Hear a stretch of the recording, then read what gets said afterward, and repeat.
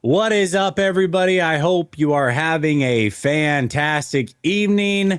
It is Monday, which means we got cover two coming at you. Coach, my guy, how you doing, brother? I hate your guts. We're not friends again. What's good, It's all man? right. I got it, super fan. I understand. Yeah, what's up, negative fan? What's good? How you doing? What's going on, brother? That had people dead for days, bro. That was a good one. That was a good one. That was a good one. I've been good, man. Just weathering the storms. Me and you we really haven't talked in a week since we had the last show. Are you guys getting snow down there? And not even because we were beefing. It was just I was moving, and you say that on the heels of like the most contentious show ever, not realizing that like people have no idea that that's just how you and I talk to each other. Like that was all the time. What did we say? We did talk one time, and you're like, last show we really just gave people an insight as to a normal conversation between you and I about how it really goes down. Yeah, exactly. Yeah, how much 100%. we actually disagree on things. Yeah. Did you guys get a lot of snow? Oh, bro, it's Florida. It doesn't snow here. No, That's true. It's been cold though, bro. We've been let's see, we've been in the 30s quite a bit as of late. So that's here that's cold. It's very cold. People, know what's funny about Florida? People put plastic bags and stuff on their plants because they don't want them to die when it gets cold. Oh, that's awesome. I mean, here, man, we got it all. So we didn't get anything. I don't think we're going to get anything in the Washington, D.C. area this weekend. I think North Carolina's going to get the brunt of it. But this whole week has just been snow, building fires, shoveling snow, ice, riding up and down stuff. So, pause. But the snowstorm has basically been taking a lot of my attention. But it's good. We needed to take a break away from ball for a little while. And we got a lot to talk about. I'm excited. Yeah, absolutely. Niner Mafia. Yeah, up north though. Florida's a big state, right? So I should clarify. It does snow every once in a while in Florida, up north. It hasn't snowed in Tampa, where I'm from, in like 50 years or something crazy like that. So very, very rare. But yes, in Florida, technically up north, Panhandle area, probably a little bit of snow. It's really Alabama, essentially. All right, let's get into it, man. A lot's happened since we talked last. Well, first of all, Seahawks are in the Super Bowl. I don't know if you saw, but I saw a picture of Levi Stadium today, and they had the Seahawks end zone painted in Levi Stadium. That one hurt my heart a little bit. I'm not going to lie. It was a little weird to see a Seahawks end zone painted in Levi Stadium, but I digress. The 49ers have hired Raheem Morris to be their defensive coordinator.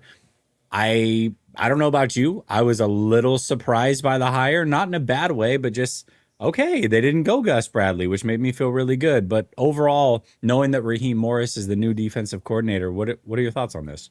I love the pickup. I think that this is somebody who, once again, can be able to get through to Kyle. Every season, there has to be some coach that is beyond reproach, right? That's just some coach that has Kyle's ear, some coach that can be able to get through to Kyle when it comes to understanding how different teams give them different looks. Kyle also does really good at being able to bounce off of his other coaches to be able to build game plans for different teams. Raheem Morris is a NFL guy. Right, he's not just a good coach; he's an NFL guy. Most of his entire career has been in the NFL. Did a little bit of light coaching in college, but for the most part, Raheem Morris not only knows the NFL, but he knows Kyle, and he knows the system. So much so that Raheem Morris actually, check me if I'm wrong, but I believe that Raheem Morris was actually on the offensive staff of Sean McVay when he was with the Rams. He wasn't on the defensive staff when he was there. He was on the offensive staff. So Raheem Morris is he's class personified. That's an idiom I haven't pulled out in a long time, but it's true. He is.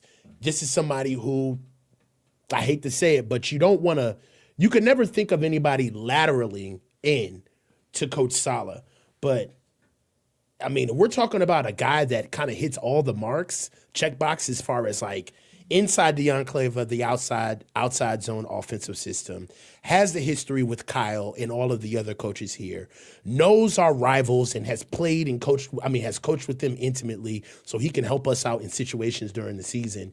You couldn't really pick the better guy than Raheem Morris. On top of all of the head coaching experiences he has. So I think it's a slam dunk, man. Honestly, I don't really have anything bad to say about it. On top of the fact that he's versatile. And some are saying that he's more versatile in his off-defensive approach than Robert Saleh was. So we keep saying that they can't pull rabbits out their hats, man, but they got an orchard back there somewhere where they're getting these motherfuckers. Like, they keep finding them. Yeah, they definitely keep finding him. He was the defensive coordinator for the Rams. However, you are right in the fact that he has some offensive background as well. A lot of offensive background. In fact, him and Kyle met. He was basically I want to say he was the defensive back coach for the Buccaneers. Yeah. He was a defensive back coach for the Buccaneers when Kyle was like basically interning as a coach for the Bucs. Yeah. Yeah, real young under John Gruden. So that's how far back they go. But when he was with the Falcons, he was on the Falcons staff in 2016 and 2017. He was a wide receiver coach. Yeah, receiver coach, pass game coordinator. So a lot like Kyle, a lot of people don't realize this, but Kyle actually started out on defense himself. And so Jesse, on offense, if you have it I'm sorry. If you have it in front of you, Jess, what did he serve as? What capacity did he serve under at Washington? Washington, let me take a look. Because he was there with Washington, with Sean McVay, LaFleur. He was defensive there. backs coach. Okay, in 2012. Okay. Yep. Yeah. And then that was 2012 to 2014. Then he went to the Falcons in 2015 and he was a defensive pass game coordinator. But then in 16 and 17, he was a wide receiver coach and a offensive pass game coordinator. So he's done a little bit of both. And the reason this is important and the reason that you like it so much, a lot of the same reason that we like the Kyle side of it is, if you know the rules of the offense, then you can put them in conflict. Like you can use all their rules against them. And so because he does have that offensive background, a little bit of an offensive background for a couple years, that's extremely, extremely important. And it allows you to be very versatile. Now, there are some things that it's not a perfect hire, right? And there never is a quote unquote perfect hire, in my opinion. If you go look at just his defensive rankings, his point rankings, they're not going to be great for the most part. But what I do like about it is that he brings something, to your point, completely different to the table. He does prefer to run a 3-4 base, not a 4-3. So I'm curious to see what happens here. Does he run a 3-4 base? Is he going to run a 4-3? If he runs a 3-4, how does Bosa fit in? Bosa in the past has said he likes to play with his hand in the dirt, so I'm curious to see how that works. And then the other thing is that he's a lot more aggressive than what we're normally used to. He blitzes a lot more. So his philosophy is really very different from what Kyle Shanahan prefers, and it makes you wonder, there's obviously going to be some compromise. I just hope that Kyle Shanahan isn't like, okay, man, like I trust you, but you're running my system, so figure it out. Like, let him do what he's going to do and what he feels comfortable with. I agree with that. Another thing that came to mind as well is that this one has the potential to stick. What I've been meaning by that is that we've had a lot of guys come in and out of here. We can't hold on to coaches, especially coaches that do well. We're like a single mom who introduces every boyfriend to their kids. It's like, whoa, can you calm down? It's a little revolving bit? door. Like, yeah. Can you make sure that they're at least special and they're here for a couple seasons before you introduce them? It's Mr. John. All right, it ain't Uncle John yet. You know what I'm saying? Like sometimes you got to slow down on the uncles. All right, too many uncles, ma. But the problem, one thing that I see with our team is that we can't retain talent from the coaching staff, and it hurts the defensive and it hurts the cohesiveness, specifically on the defensive side of the ball. But this one has the potential to stick, Jesse. I don't know. Raheem Morris has had a lot of stints at head coach. He's had his chances. And at this stage of his career, isn't this maybe his third head coaching job? He's who? Morris? He's had two. Yeah, He's had two. But bro, he's yeah. not going to get a third. Not for if ever. It's gonna be It'll a be a long while, time. bro. Yes. I hate to put it that way, but it's gonna be a while. That's just the way the league works. That may Yep. be to the benefit of us. We may actually get some guys in here that are a little bit outside of the wide nine, get some more bodies in here that probably are versatile towards the 34, be able to keep Raheem for a couple of more years to build some continuity and development with some guys. I'll tell you one thing that I haven't done that everybody's pretty much going to do, but I want to start looking at first round picks picked by Raheem Morris when he was the head coach or defensive coordinator of a team.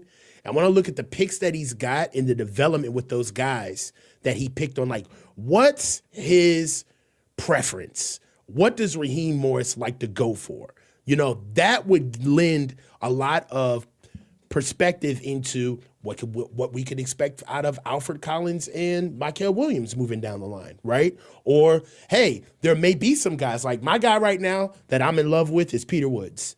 D-tackle out of Clemson. I think Peter Woods is a dog. He's not going to be there at 27, but he's this year's Walter Nolan to me, right? Yes, a God-given first step explosion guy. Is that a Raheem Morris guy? Right? So it's exciting to just see what's in our building now, what type of athletes and development that we can count on. Also, the same thing about having Coach Saleh in here. We got our special teams coordinator because of Coach Saleh being in here. I wonder if Raheem Morris being here gives us a leg up on Kyle Pitts. You never know. You know what I'm saying? So Yeah, how I'm was just that saying. relationship? Yeah. Exactly. However that relationship was, especially some young guys that may be on their way out or maybe assets on that practice squad milling around in Atlanta, you know how that's going to work. A lot of that stuff's going to matriculate over here. So I'm excited about the pickup way more than just the head coach aspect of it. He brings a lot of cachet. He's been around the league, right? He's a voice. He helps our reputation bringing in Raheem Morris. So I love the pickup. Well, I'll tell you right now. So the last two picks with Atlanta, or last two drafts with Atlanta, last year, remember, they traded the Rams for their first round pick. So the Rams have a second first round pick this year because Atlanta's trade. But he was able to he got Jalen Walker and James Pearson last year's draft in round one. And James Pierce had 10.5 sacks. Walker had 5.5, and he missed a few games. I think he missed 2 games and he had 5.5 sacks. The year before, they took Michael Penix in round one, but other than that, they took Rook Aroro. Remember that guy? Rook Aroro. Yeah. I love my favorite thing was watching Larry say it because I have no idea how to say it, but it just sounded like he was adding too many row. I was like, a row your boat. What is going on? He took Brandon Dorless out of defensive end out of Oregon, who had 8.5 sacks as a rookie. So listen, he gets production real quick with his defensive ends. I'll tell you that real quick. So he's aggressive. He does like smaller frame guys coming off the edge, more speed guys. So I don't know. I don't know how Bosa fits into that. I do. Like I said, I know Bosa likes to play with his hand in the dirt. He's talked about that. So I don't know what's going to happen. Does that mean that Bosa's on the, could be moved? Could he be had? I don't know. There's a lot of questions that I have, but what I can say is this is different than the status quo, and I like it. I'm happy with the hire. Where was Atlanta's defense ranked last year? Well, not. I know that it wasn't. I think it was good? in points 19. I want to say 19.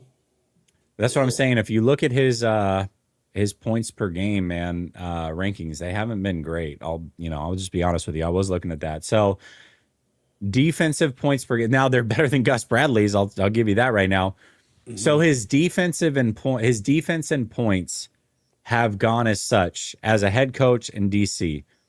27th, 9th, 32nd, 19th, 19th, 15th, 21st, 19th, 23rd, and 19th. So 19th last year in points. Damn. Smell of the pack. Where were we? 16? In points last year? Let me check Robert Saleh real quick. We got ran up on a couple of times, didn't we? I don't know. We had a terrible schedule. What are you looking up? I'm looking at Pro Football Reference. We were 13th last year. So Robert Saleh's rankings were 20th, 32nd, 6th, 21st, 31st, 29th, 8th, 20th, and 23rd. Robert Saleh is either really good or really bad. There's no in between for Robert. Yeah. I notice. Where Raheem kind of just sits like middle of the pack area as far as points. But you know what I do want to know actually here? Let me check something real quick, because what this doesn't say is I want to know about takeaways. So Hold on, Robert Jesse. Saleh, yeah, go ahead. We're tripping. What's up? Raheem Morris was the head coach of the Falcons in 2020. No, he wasn't. He was with the Rams defensive coordinator. I'm looking Or at it 2020. right now. No, he was a defensive coordinator and interim head coach with the Falcons. Then he went to the Rams and was a D Then he went to coordinator. the Rams as a D coordinator. Yeah, okay. In 2021, 2023. I remember him being a head coach outside of Tampa Bay earlier on. Tampa, and then he went to the Falcons the last 2 years. Yeah, he was with Tampa a long time ago. He was the young hot thing. He was the young hot thing. Then, what was that quarterback he had? That big ass kid with the curly hair. Yeah. It was he was huge. Light-skinned dude, right? Light-skinned guy. He went to Virginia, I think, or Washington. His name. I know who you're talking about. Name? He was big as hell. He was big, and he just never did anything. He never panned out. Yeah, but everybody loved him. He got a bunch of chances. Yeah, I know who you're talking about. Josh Freeman. Yes, Josh Freeman. Yeah, I remember Josh Freeman. Yeah, I remember him too. So, anyways.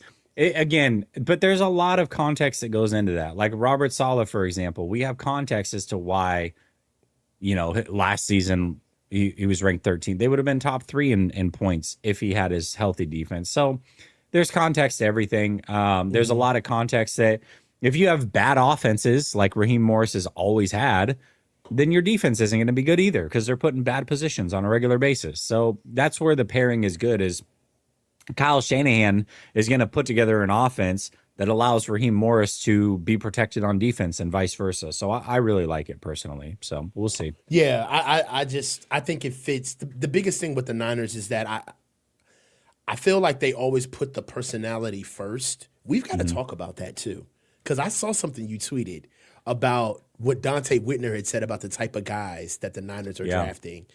I disagreed with that. Can I tell you one thing real quick before we get off the Raheem Morris thing? Because I do want to talk about this. One thing that we're going to love as 49er fans, we complain a lot about not getting takeaways. And if you look at Robert Saleh, he hasn't ranked very well in takeaways as a defensive coordinator. Raheem Morris is very aggressive. So last year, they were ranked 19th in points. They were 7th in takeaways. And he's constantly near the top 10 in takeaways. So that's one thing that he brings. He's very aggressive, and they will take the ball away. They will take the ball away. So they'll be ball hawks. Anyways, you disagree with the Whitner and my take around Whitner. Do you want to lay out the take real quick, or do you want me to do it so that people know? I can definitely do it, or we can go ahead and you want to share screen real quick, because I found the tweet. Sure. Well, no. Okay. Yeah. Here, you added it there. Yeah, I got it up. There we go, all right, so basically, here goes the tweet, man. And I love Dante Whitner. I think he's a great football mind. I think he's one of the best type of football minds because he's current, right? He's still got a little bit of player left in him. So he's not jaded by like being able to sit on your ass and, armchair quarterback everything, right? So this is the tweet. Dante Whitner says the 49ers need to change their mindset with how they draft players. I think it's time for the 49ers to get away from the safe draft picks.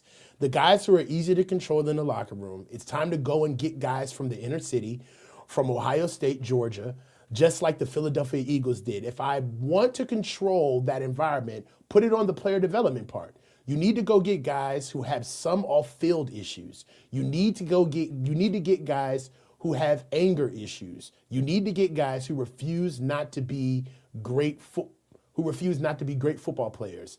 We need to go and get some dogs. That's what it's going to take to compete.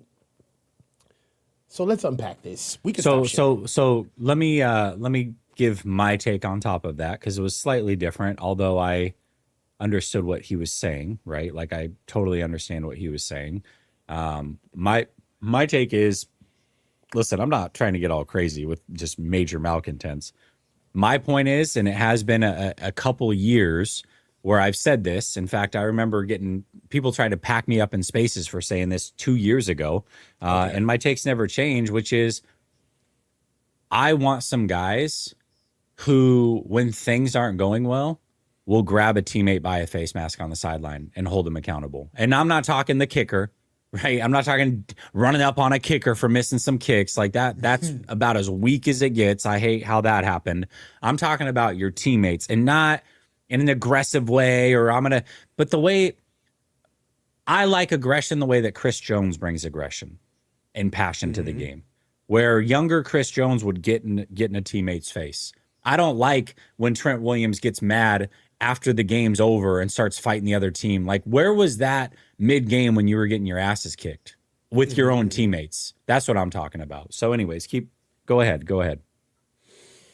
So I get what he's saying, and there is an opportunity where we can, based on who's saying it, we can play around with the margins. Now, you do understand that if a white former player was to say this would come off so differently. Can we agree to that?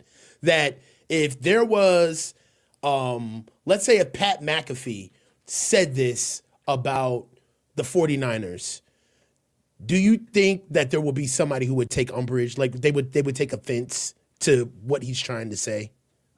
I mean, I think people take offense to fucking everything nowadays. We're a bunch of pussies as a society. But that's beside the point. Yeah, probably. Really It'd come off a little different. Right. And I get the sentiment of we need guys who play to the echo of the whistle. But I think we have that. I think we are a physical team. We're just not talented. Right. There's a difference with being tough and being talented. Right. I know guys, I did security for a really long time. And listen, there's a lot of tough guys who can't fight.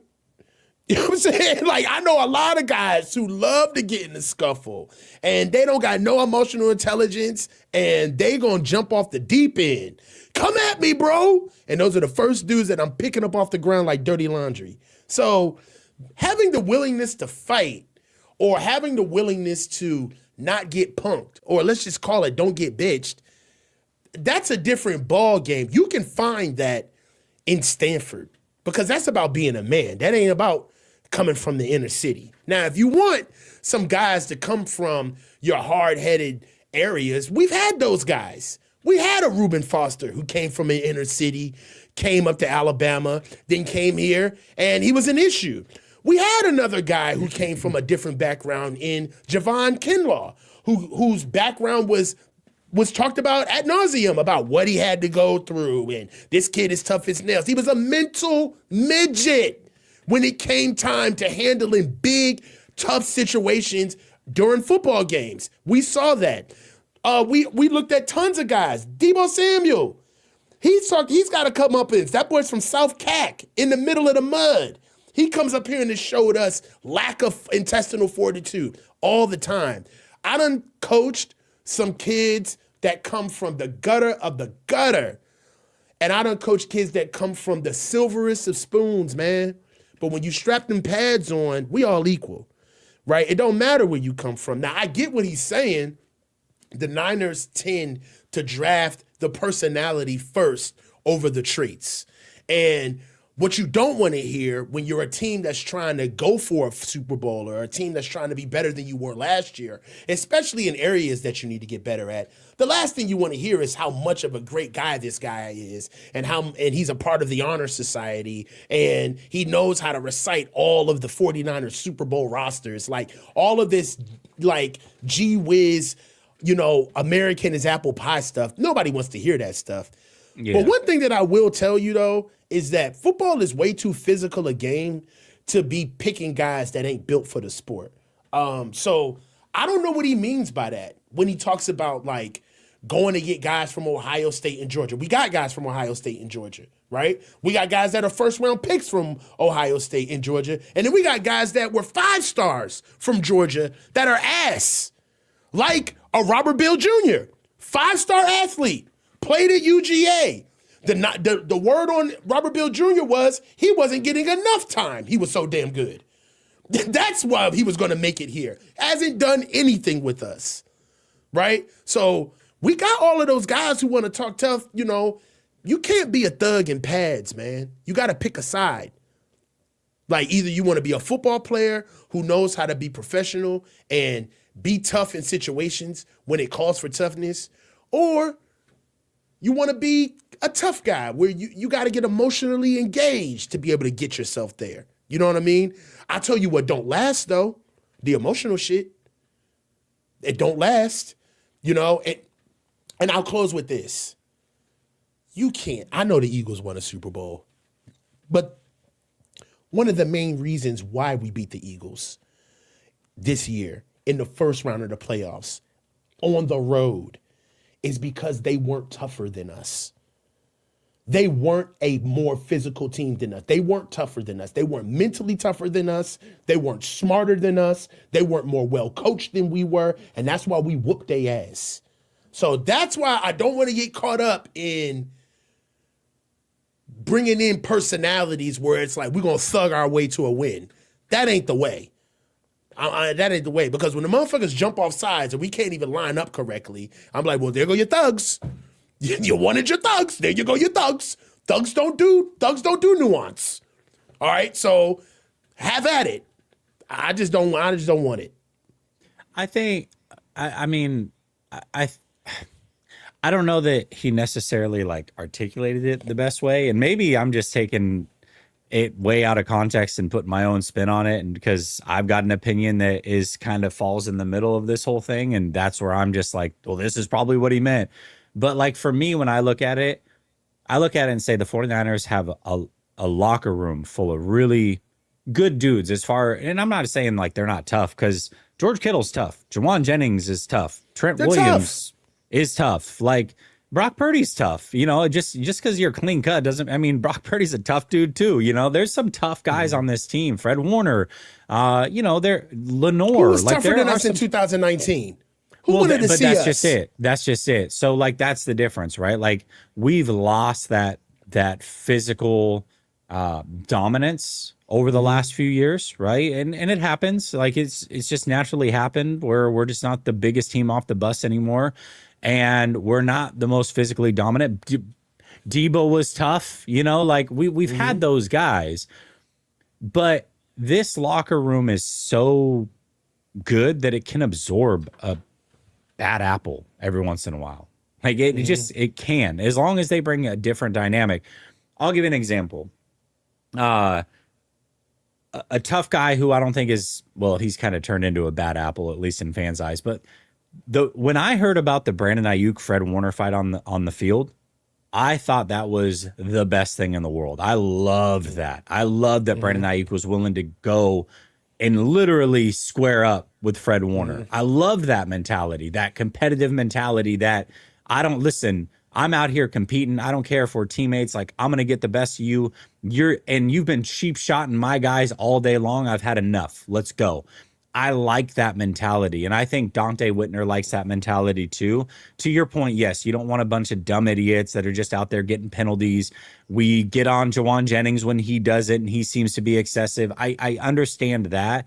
But the 49ers, because of the Reuben Foster thing, have gone so far the other way where they won't even like take a chance on a player like that. So when I hear like Jordan Addison might be a target for the 49ers, I'm like, okay, like Jordan Addison's got a checkered past a little bit. Like, I'm at least happy that they're willing to look into players like this. Kansas City's had quite a few of these guys over the years, and they've been fine. Like, you can absorb a player or two like that every once in a while and make it work if you've got a nucleus in place the way that the 49ers do. I think that's what he's trying to say. You don't want a team Bring full up of the them. super chat. Bring up all day, every day. Which Kim. one? Let's get to it. Let's do it. Which one? The $10 one or which one? Bring up the last one. We got to do it. Okay. You got to do it. You sound like a sellout coach. I Shit you I not. shit you not. It ain't about being a thug. He's talking about dudes who've been through the struggle and who had to be tough. They had no other way. All right, so let's ask this: Okay. Who who has been through the struggle that didn't make it to the NFL? What struggle? What struggle is some players going through that other players aren't going through? What does that mean? What struggle?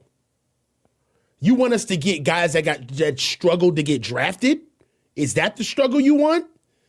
You want guys that struggled to get scholarships? What struggle are you talking about? They had no other way than to be tough. Bro, football, the sport in itself, is going to weed out people who are tough and who are not. Period. Okay? That is why it is very easy for us to see guys that are built like the Rock of Gibraltar, but play like pussies. Ergo, all of us saw Chase Young come here and dog it. He was not playing his ass off. Looked like Tarzan, played like Jane. So now all of a sudden you want me to have some type of cultural affinity to Chase Young because he's got dreads and he's light skinned and we know a couple of rap songs together? He ain't tough. If anything, what you're talking about to be able to delineate who is tough or not, who are tough, who's tough and who isn't tough, is by going off of stereotypes. So it's a slippery slope. So yes, I'm staying away from it because it's a double-edged sword. The moment your black ass gets up here talking about, yeah, we need guys to come in here that's tough, that's this, that, and the third, you'll be the first guy talking about why they don't respect black quarterbacks and why are they always trying to turn them into athletes. So it plays both ways, all right? You can't just get up here and talk about what's cool to say. Sometimes you have to look at what's right to do, all right? And we have been in this game, us have been in this game way too long to be categorized as some thugs or somebody who had to make a way. We're professionals who know how to do a job that we've been playing our whole lives. And we're capable of playing that job, doing that job at a tough level. You ain't got to be no thug to make it to the league. I think again, I'm just inserting my opinion here and assuming this is what. Let me just say where I come from. I understand what all day, every day Kim is trying to say, and you and I have had this conversation on a personal level, right? Where I automatically just don't jive with people, and it's not because I'm intentionally seeking out or dismissing this type of individual. I just have never jived with this person, and I can smell it from a mile away, and I've never respected a person who doesn't come from some sort of struggle. Like people that had a silver spoon, didn't earn anything, were seemingly given everything paid for. Like you know those types of people in your life. And I think what all day, every day Cam is saying, and my thought about the organization as a whole is, it does feel like the 49ers are kind of that at times where it's like, come on, man. Like we don't have anybody, like nobody with a checkered past, like just nothing. Like we just, True. You know what I mean? Like, so I think it's like I think it's more than just it's Reuben the country Foster, club Jess. mentality though. I get it. It is. It's very khakis and Dockers here. I get it. I see it. I'm not blind. I see that we tend to go on the lighter side of things on this roster. I get it. All right. I understand that we may not look like every NFL team when we roll off of the bus on Sundays. And I want to clarify, like, this isn't about your skin color. This is just about what you've been through in life. Like, I do not, if you look at my friend circle, there's not a person that I'm genuinely friends with that doesn't come from some sort of shit. Like, it's just, I don't jive with people that haven't been through something in their life. Like, I struggled growing up, and so I identify with people that struggle. It has nothing to do with skin color. It's just, what have you been through?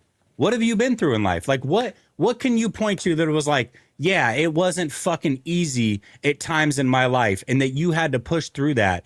If you don't have that in your life, it's not that I seek it out, but I just don't mess with people that haven't been through it because we just don't have things in common. Like I have a commonality with you. And so I think when I look at a team, and so when we put it at the 49ers thing, how many times have we had the conversation where I was like, I don't know about you, but I remember when I grew up, the urban team was the 49ers. The suburban team was the Cowboys. I always identified with the 49ers. That's who my dad was a 49er fan, but they were a suburban team. Now, when you look at it, it's like, oh, well, they're in Silicon Valley and Santa Clara. And, we got all these dudes on our team that are all clean cut and this and that. And it's like, all right, well, now we're not even a suburban team anymore. We are a suburban team. We're not an urban team at all. Like, what are we talking about? So I understand I get it. I do understand what they're saying. Okay, so from that standpoint, have we moved away from community? That's the conversation. Have we moved away from community as a team? Yes, as an organization, I do feel like they moved away from the community angle of promoting the team. I don't think that has a lot to do with Reuben Foster, too. I think that has a lot to do with Colin Kaepernick as well.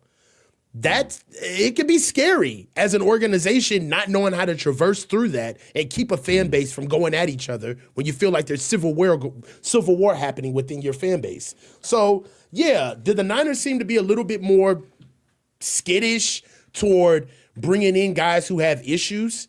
Yeah, but that doesn't mean that they don't fall through the cracks whether or not if you're trying. I mean, listen, Brandon Ayuk is a nut job. He made it through. He got on the team. We had Juwan Jennings come on. He made it on the team. It is what it is. You're gonna get guys that are gonna be on the fringes of, man, this guy's kind of a live wire. You know what I mean? And I get that. Diamador Lenoir's got a hot head. All right, he's always playing outside of the lines of the game. We get that a lot from him. My biggest thing is I don't want to go so far on the other end of the spectrum that we're missing the point, period, which is the reason why we're not, quote unquote, a tough team is because we're an older team. We ain't young as we used to be. We don't have a lot of young dogs running around here who've got tons of energy, who really want to make a way. Juwan Jennings doesn't play like he used to. He still plays like his hair's on fire, but when Juwan first got here, my God, he was playing like a poor man. He was trying to make a team. He was a poor man trying to make a team. He was playing like a poor man. Exactly. When we had all of these young guys, they were playing like they were broke. So it ain't about the toughness or the lack thereof of the team. It's about being able to still motivate your roster when most of your roster goes from young, up-and-coming guys who want to make a name for themselves and have every opportunity in the world in front of them, vis-a-vis no veterans holding them back, right? And they're not paid. So once you get paid, what do you start doing? You're making business decisions. You got your way of which you play, all right? There's not a lot of young guys who are fighting for their money on this roster anymore. We pretty much got the top 20% of the roster locked, and everybody else is attached to 1 to 2 year deals. So really, what he's asking for is a younger team. A younger team. That's all we need. It's the Marvin Hagler quote. It's tough to get out of bed and do road work at 5 a.m. when you're sleeping in silk sheets. Yes. That's it. That's basically it. That's what it comes down to. Yes. It's hard. And all we're seeing is the success that we've had. All of the contracts and the constant fawning over us and how great this roster is. These dudes, they expect it now.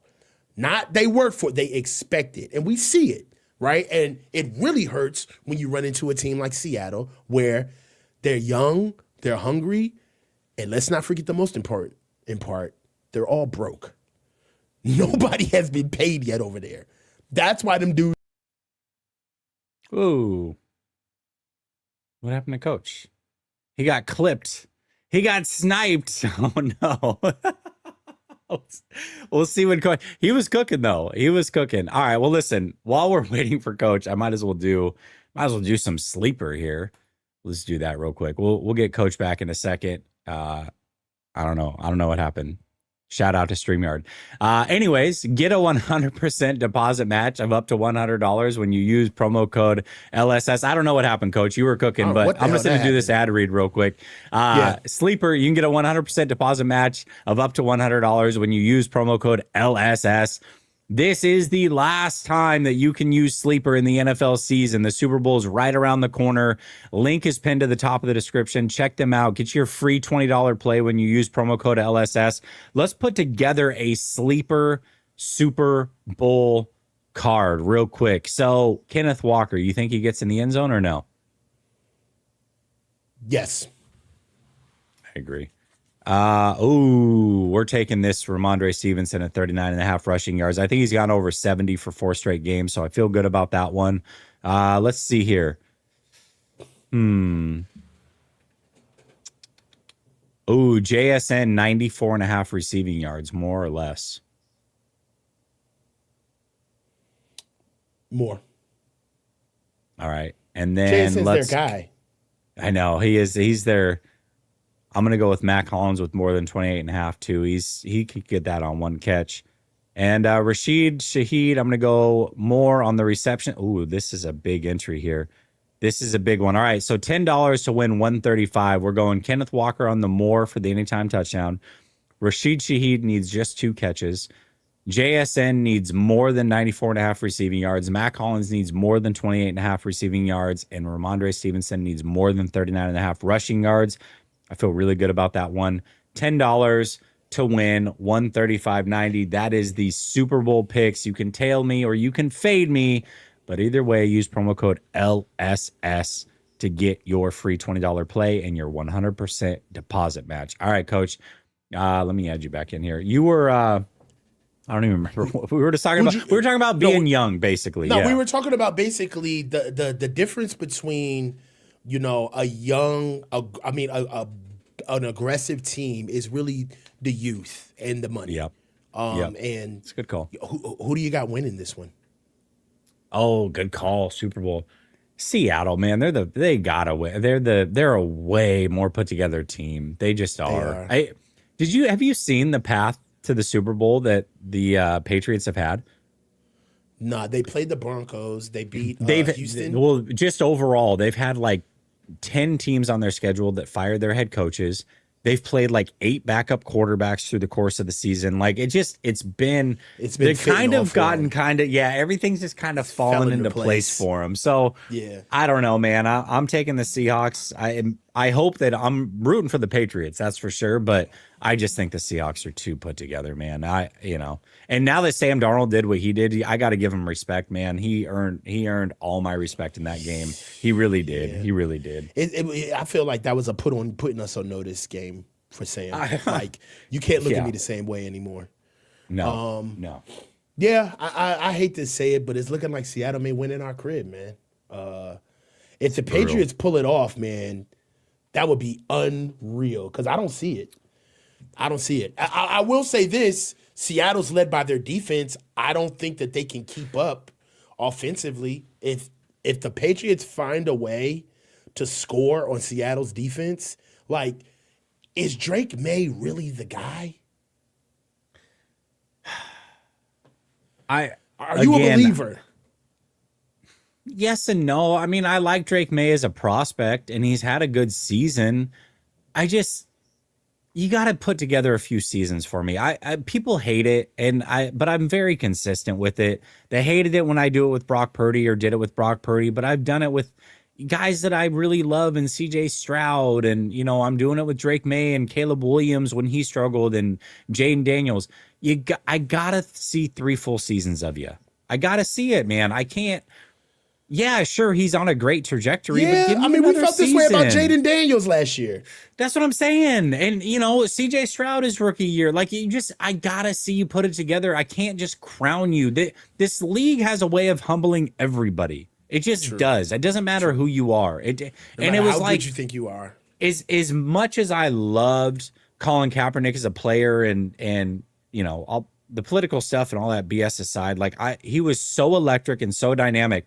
But it got to a point where it was like, he's still keeping ready. It's like, bro, you've been out of the league for so long. We watched what happened to Deshaun Watson. He sat out for a season and came back and was never the same. You cannot miss that much time and expect to just come in and be great. Phillip Rivers, that was cool what he did for a game or two, but this league it will humble you, and you've got to be able to put together seasons of production before you get that respect. You just do. So he looks great now, but we'll see. We'll see how it plays out. Is he Okay. really that much different than Sam Darnold as far as like what he brings physically to the game? I think he Not seems to really. feel better than Sam. I'm saying fit from a physical aspect. They both got big Oh, no, arms. no, They're no. both big They're guys. They the both same. are deceptively mobile. Like if he can put it together quicker up here, sure. You know, maybe he can be a better prospect. But they're very similar as far as like what they bring physically. So I don't know. We'll see. Let's get to some super chats. Dmitry Dimitrov says, Omar Cooper Jr., no matter what, let Raheem cook. He got this. I haven't even started looking at prospects, so I have no idea who this is, but I'm sure he's great. Dude, Woods, man. I'm trying to tell you, the D tackle from Clemson, you got to look at him. Okay. Where is he kid projected is- to go?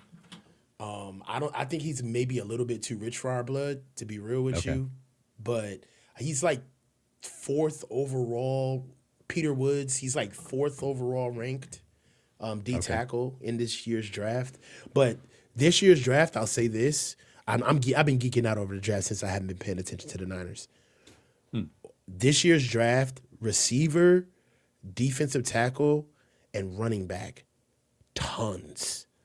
Okay. Loaded. If there was ever a time to get a running back, this would be the draft. If D tackles, we've had basically 3 drafts in a row that have given us great D-line drafts. This is another good D-line draft. We're kind of getting blessed, Jesse. I told you things were falling our way, man. Picked up Raheem Morris. That's one domino. It's a domino. It is. I know you're not excited, but I'm just saying. No, I do like the Raheem Morris pickup. I really do. I made a video about it yesterday, like a quick short, and I have nothing but good things to say about it. I really like the Raheem Morris pick. Corey wants to know our Super Bowl picks. We just gave them. Seahawks reluctantly. Too Much Sauce says Chris Kocurek is a top 3 D-line coach in the league. I mean, I guess. Listen, I don't know.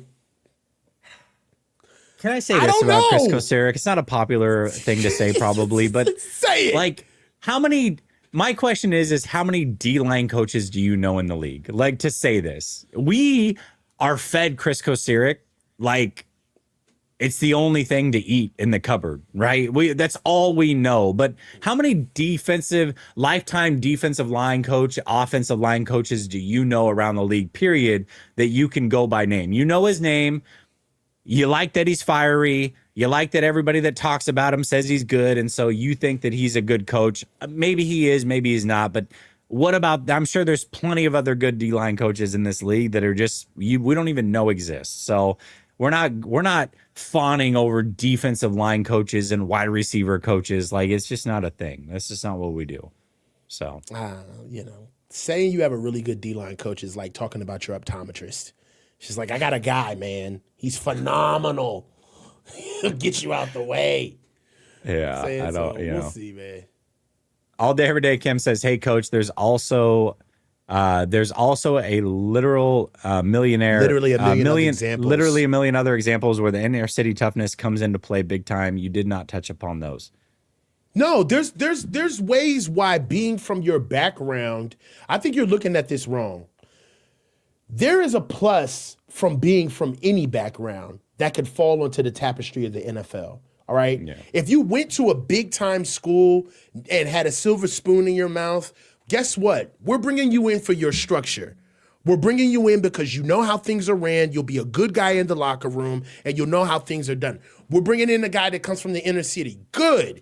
We know a guy that can be able to handle a schedule in front of him. He's not going to have to be hand-fed and he's not going to have to be spoon-fed to be able to give everything. He's got tough skin. He'll be able to handle himself. So you don't take where a kid is from and then automatically vilify another kid because he's not from that same background. That's not the way you pick up players. I'm not here to say, but just the same way that I would not pick up a kid because he's a quote unquote thug is the same way I wouldn't pick up a kid because he comes from a good program. Or I went over his house and he's got a good mom and dad at home. That doesn't move me.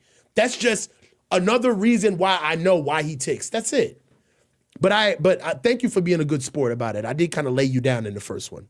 Thank you, man. Clarence's parents got a real good marriage. Hey, sorry. I was actually, as you were talking and while this conversation came back up, I'll give you two separate sides of this with white players, right? It doesn't have to be skin color, and that's why I said none of that matters to me. Max Crosby, Nick Bosa. Come on. Right? Two different backgrounds. Two completely different backgrounds. Hey, and it is what it is, but you can't sit here and say that Nick Bosa's not tough because he went to St. Thomas Aquinas and basically had a curated football career with a daddy in the NFL and a brother who was in front of him, then goes to Ohio State. Basically a curated football career. He's never had to play on the team. He's never had to play on a bad team or a struggling program. But you look at what Max Crosby's been through, he had to come out of rehab to get into the NFL. You know what I'm saying? Like, so it's two different backgrounds, but you get to the same thing. So, yeah, I don't want to say that guys from, checkered past or rough areas are completely looked at as either an asset or not an asset in the NFL. But what I'm saying is that when you start categorizing those guys, more oftentimes than not, the guys who get mischaracterized are black players. So it's a double-edged sword. You don't want to play with that. That's all I'm saying. The same way you could say that I want nothing but thugs. You were the same dude on here complaining about us not giving Trey Lance enough time because everybody was saying he wasn't tough enough. Let's give him a shot. So it plays both ways, bro. Sir Cash Money, it's been a while since I've seen one of his funny super chats. Says, just heard from a source close to the 49ers that next year the organization will be selling game tickets in exchange for money. Thoughts on this? Thanks, Sir Cash Money. Listen, this is a tangled web that we weave. So let me unpack that one and I'll get back to you. All day, every day, Kim says, Coach Cowherd, you're always straddling the fence. This is going back 20, 30 minutes ago when you guys were back and forth. So just, heads up. Yeah, we're good to go. All day, every day, Kim says, oh, you know what I mean? I'm not talking about dudes from the street. Don't act stupid. Okay, we've been through it all. 11th, the House of Zena says, we need 2 to 3 players with split personalities, but they got to be talented. Yeah, that's what I'm saying. The locker room can absorb a guy or two. I get it early on. The Reuben Foster thing really did like this. John Lynch talks about this. It was a bit much, and it was one of their first picks. So I get why it was like, oh, let's ease up a little bit. But now we're 10 years into this thing. You can take on a personality or two. And that's why if they are interested in Addison, it makes sense as to why. It's like, all right, we're kind of past this. All day, every day, Kim says, yeah, Lamar Jackson had to suffer from the same thing, man. Your corner, bro. Go get a MAGA hat. Who's he talking about? Is he talking about you? I don't know. But you're arguing by paying us money, which is awesome. So keep it up, Kim. Well said, Jesse. Okay, so I think he came around. We were on the same page as far as what we were talking about. Okay. Blue Bronco says Coach got Belichicked. Yeah, when I left. Oh, yeah, when you got clipped? Yeah, you definitely got clipped. That was nasty work that they did to him. Steven How do you feel about that? Bro, that is if he's not a first ballot, then I don't know who is. Yeah. I'm sorry. How many rings do you got to have? I get it. You know what I think hurting it? He's just so blatant about it, though. He just doesn't give a fuck. Like you got caught cheating, Coach. He just doesn't care. I don't know. Tom Brady was the quarterback of those teams. Is he not going to be a first ballot Hall of Famer or what? Or because he won in Tampa? They made the same thing, man. They made to do the same thing to him. The selection's mean, man. Yeah, I'm sure Nick Saban did love Reuben Foster when he didn't have to have him with millions of dollars in his pocket. Yeah. Stephen Draper says, do what hungry do and get a hungry crew. All right. Appreciate you, Stephen. Cryptic says, why are we high on Raheem? Is it because it's a good switch up from what we do? I still think it's a wait and see because he's never really had a top 10 defense. I hear you. That's fair. That's fair. It's totally fair. It is. But The reason I'm high on it is because it shows change and growth. That assuming that he's able to do what he wants to do, then this is Kyle saying, hey, it doesn't have to be wide nine, four down linemen. We can mix things up a little bit. This is something different than what he's done in the past. So I think it shows growth from Kyle. That's the reason why I like it more than anything. There's a possibility that he could just literally do exactly what Kyle wants to. We have to say that. No, there is. Yeah, I don't know. I mean, I'm just saying on the surface, it looks like I it love could be it. changed. I love it too, but we do got to leave a room. We got to leave some room for crazy. Yeah, There could be.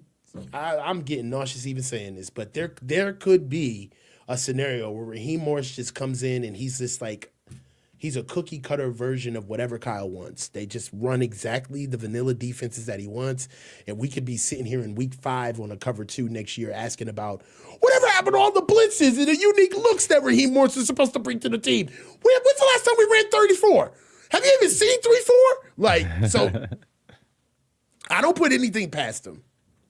Yeah. I don't know. I don't either. Just on the surface, it sounds good. Dazza says, is Kosteric really that good? Look at all the draft picks we invested in free agent acquisitions, and our D line still sucks. So I'm saying, man, Yeah, I don't know. I'm not saying he's bad. I'm not saying that Coach Kosteric is bad he's either. great. I just think that he gets a lot of love. And I think the knock on him is that when things are bad, he doesn't receive nearly as much criticism as he does praise when things are good. Okay, I want to run something by you.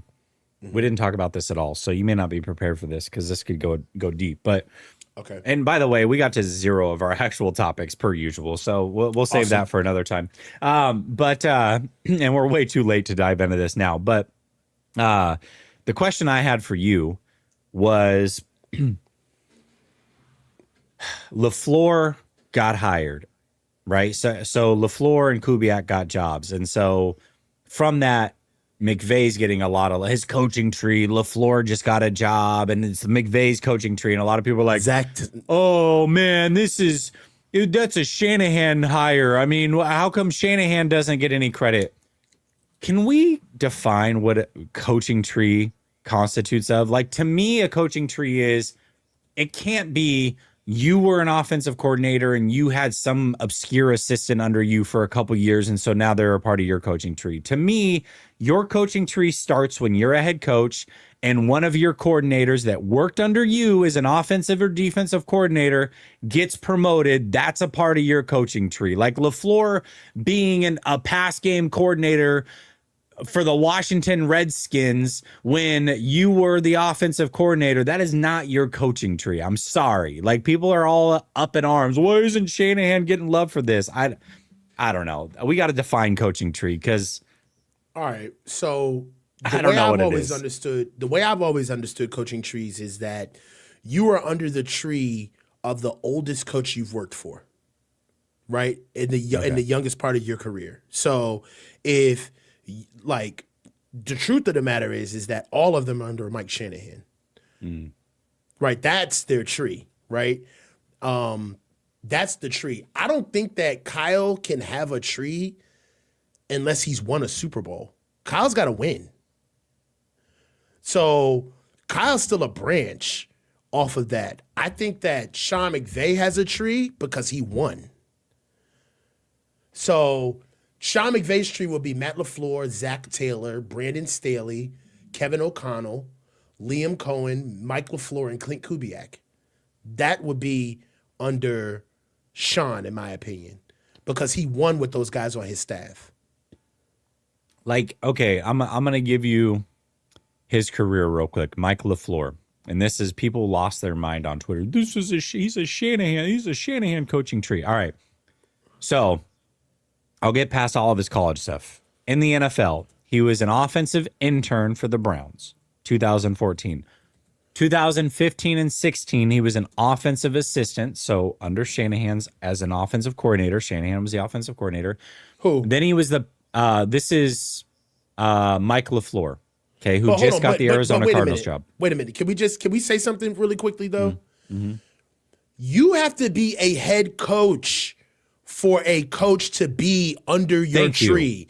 You Thank cannot be a coordinator who had an assistant and that assistant then moved on and got another job. He's not a part of your tree. Whoever the head coach was while you were a coordinator, that's who that assistant is. That's why I keep saying that, truthfully, they're all under Mike Shanahan's tree.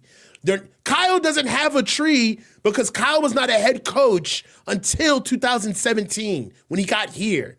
So all of those coaches that people like to say that are under Kyle's tree, LaFleur, McVay, Morris, O'Connell, all of those guys, those are Kyle's colleagues. Those are the same guys who he has switched ideas with, that they have worked under him as subordinates inside of the coaching staff.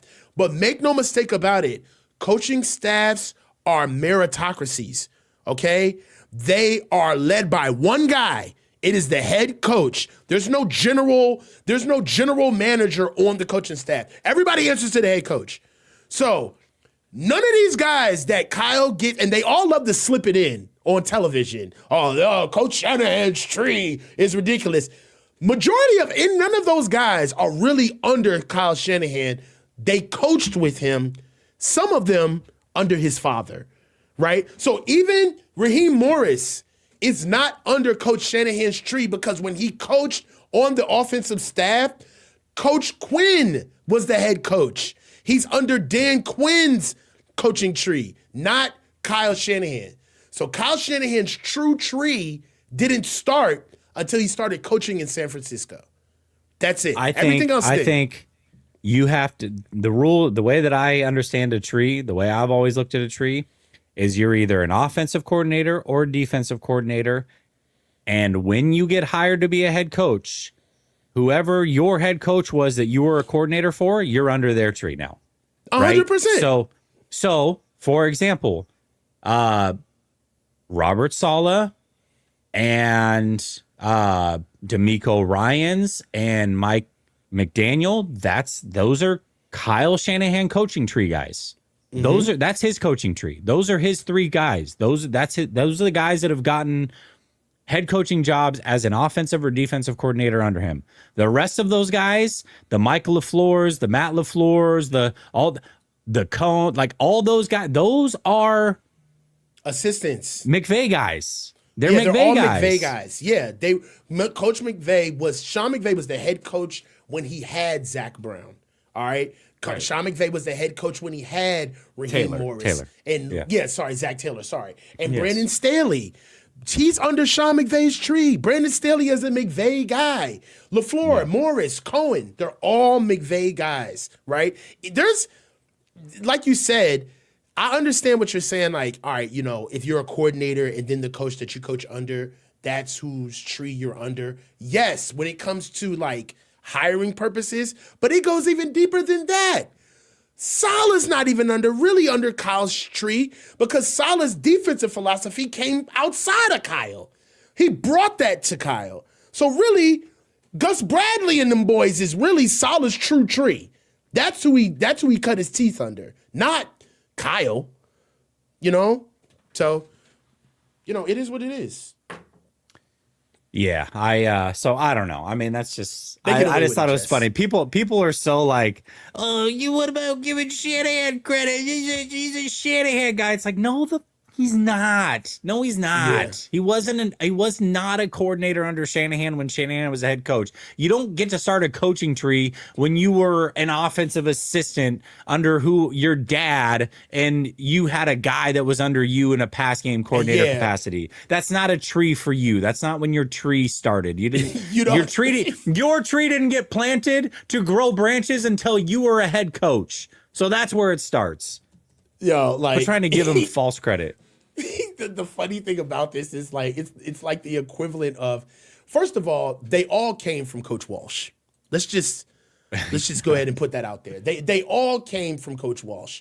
If you really want to look at like the coaching tree, if it stems from Coach Walsh, Coach Holmgren, all right, you got Seifert, Dennis Green, Sam Weich, Ray Rhodes, and Mike White. And then it goes all the way out from there. John Gruden comes from that tree. All right. That's right there. One would even say that Kyle's not even from his father's tree. He's from Coach Gruden's tree because that's Right. where that's who he first worked for in the NFL. And then Kyle didn't even work for his father when he became a coordinator. He was Coach Kubiak's coordinator.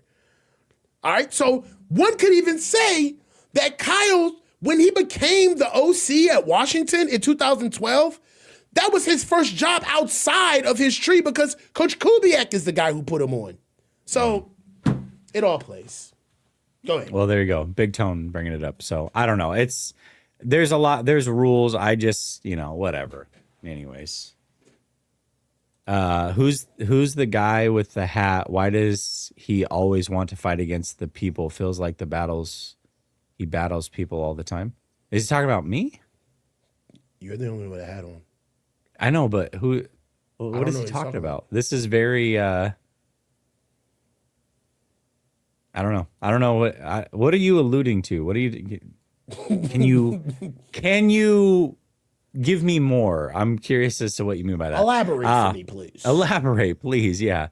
Anyways, Coach, good show. Once again, didn't get to any of our topics. It is what it is. This is what we do. But you know what that means is that we both either have a show next week that we can run it back, or we can run shows on our own with these very topics. So either 100%, way, we will be repurposing these topics on other shows. yeah, we'll definitely be doing that for sure. All right, everybody, it was good to be back. It's been a while. Coach, always love doing these shows with you, man. I can't wait for next Monday. Post Super Bowl, curious to see exactly what happens, who wins the Super Bowl. Hopefully it's not Seattle.